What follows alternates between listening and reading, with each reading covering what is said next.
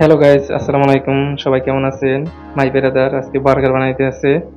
Burger ব্রেডে sauce দিছে। এখন বার্গারে স্লাইসিস দিতে আছে। 3 বিফ বার্গার আর 3 চিকেন বার্গার। বার্গারগুলো দেখতে কি লোভনীয় বার্গারগুলো দেখা যাইতেছে। সৌদিরা তারা বার্গার, ফিলিস্তিক, শর্মা এত পছন্দ তাদের প্রিয় খাবার এগুলো। তারা বাসায় খাবার বানায় না তো তারা এগুলোই খাওয়া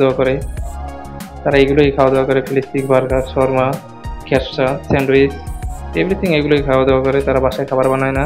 বার্গারগুলো দেখতে কি লোভনীয় দেখা যাইতেছে। তারা এগুলোই খাওয়া দাওয়া করে গাইস।